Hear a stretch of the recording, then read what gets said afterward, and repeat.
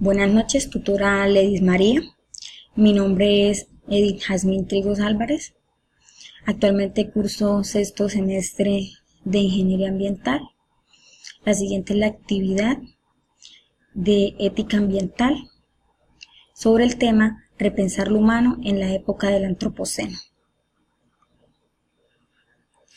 La ética y los animales. Especismo. En el mundo donde vivimos hay muchos tipos de discriminación.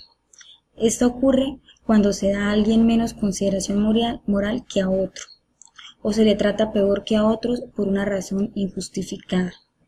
Existe discriminación contra determinados seres humanos, basada en su sexo, color de piel, preferencia sexual y por muchas otras razones.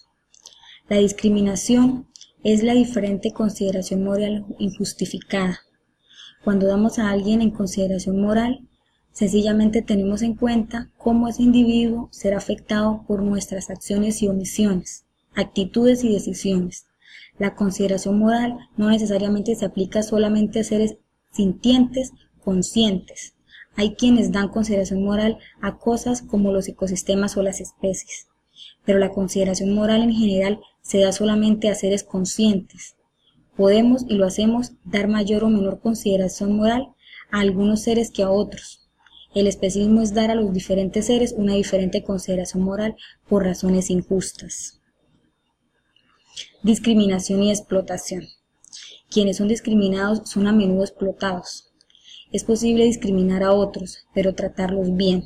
Sin embargo, es discriminatorio tratar a alguien menos bien de lo que tratamos a otros por razones arbitrarias y por tanto injustas, como el color de piel o el sexo. El especismo es una forma de discriminación contra quienes no pertenecen a determinada especie. En la mayoría de sociedades humanas se considera completamente normal discriminar a los animales de otras especies. La manera en que esta discriminación ocurre y su gravedad difiere en cada lugar, y determinados animales son tratados peor en algunos lugares que en otros. Por ejemplo, los perros, las vacas y los delfines son tratados de manera muy diferente en algunas sociedades que en otras. Una cosa que la mayoría de sociedades tienen en común es que discriminan de maneras muy perjudiciales, al menos los animales de algunas especies. Los seres humanos explotan a los animales no humanos en el curso de la vida diaria, usándolos como recursos. Esto ocurre de varias maneras. Los animales no humanos son consumidos como comida, usados para vestimenta, atormentados y matados por diversión, explotados como fuerza de trabajo y criados y matados para que partes de su cuerpo sean usados como materiales en cosméticos y otros productos de consumo. Son básicamente esclavos. Incluso cuando los animales no son explotados, son discriminados, porque no son tenidos seriamente en consideración. Los seres humanos tienen diferentes actitudes hacia los demás animales. Hay quienes no los tratan con respeto en absoluto. Una minoría no tiene ninguna preocupación por la manera en que los animales son tratados y ni siquiera se preocupa cuando los animales son torturados sin motivo.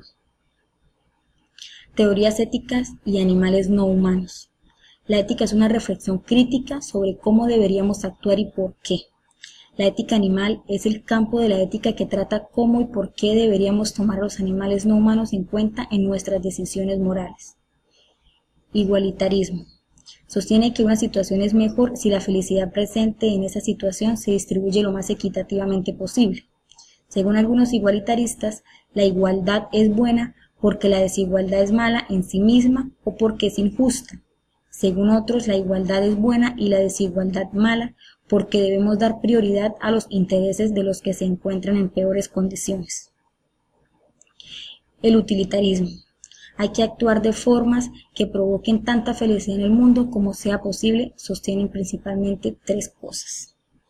Primero, lo que es bueno para las personas es que la cantidad de felicidad o la satisfacción de los deseos sea lo más alta posible. Segundo, en general lo que es mejor es que la suma total de la felicidad sea lo más alta posible. Y tercero, debemos actuar de manera que aumente la suma total de la felicidad. Consecuencialismo negativo. Se centra en reducir los daños, pone el foco en esto porque asume que no hay cosas de valor intrínseco positivo, mientras que sí hay cosas de valor intrínseco negativo. Por lo tanto, para decidir si actuar de una determinada manera, un consecuencialista negativo consideraría qué daños se producirían, eliminarían, aumentarían o reducirían. Contractualismo. Según la teoría del contractualismo, los principios morales y políticos que deberíamos seguir son aquellos que aceptaríamos en un contrato hipotético. Los contractualistas presentan a menudo un escenario en el cual ningún principio moral o político ha sido aceptado todavía, y necesitamos encontrar alguno de esos principios. El contractualismo defiende que los principios que deberíamos aceptar en el escenario que presentan son aquellos que deberíamos aceptar en el mundo real.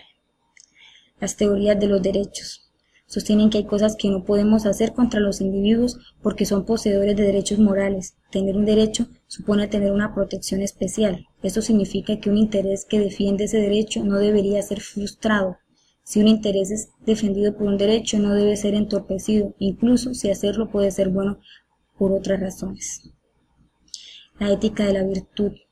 A la hora de decidir cómo vivir, no deberíamos tener en cuenta qué haría del mundo un lugar mejor, o qué normas debemos obedecer, sino más bien qué tipo de agentes morales queremos ser. La ética de la virtud se centra en el carácter moral. Sostiene que la ética tiene que ver con el tipo de personas que somos y no tanto con lo que hacemos. La ética del cuidado. La base de nuestras preocupaciones éticas debe ser nuestras respuestas emocionales a ellas. Siguiendo esta línea, sostienen que las relaciones especiales generan deberes morales especiales, algo que otras teorías, básicamente las que defienden las preocupaciones imparciales sobre la ética, rechazan. Intereses animales. El término intereses se usa para describir lo que es beneficioso para alguien. En otras palabras, lo que promueve lo que es bueno para alguien cuya vida puede ir bien o mal. Decimos que es de su interés, cuando algo es positivo para alguien, cuando pensamos sobre cómo actuar, así como cuando participamos en el análisis moral. Consideramos el interés de otros a lo que deberíamos respetar. Interés en no sufrir. Hay muchos animales no humanos que pueden sentir placer y dolor.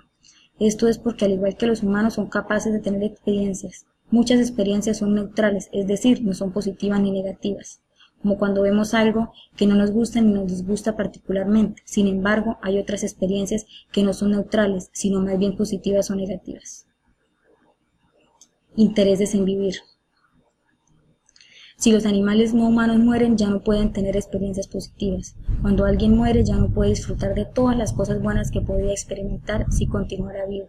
De este modo, los animales no humanos dotados de sentidos pueden ser afectados por la muerte y, de hecho, son muy afectados cuando mueren. Por lo tanto, los animales no humanos dotados de sentidos no solo tienen un interés por no sufrir, sino que también les interesa permanecer vivos.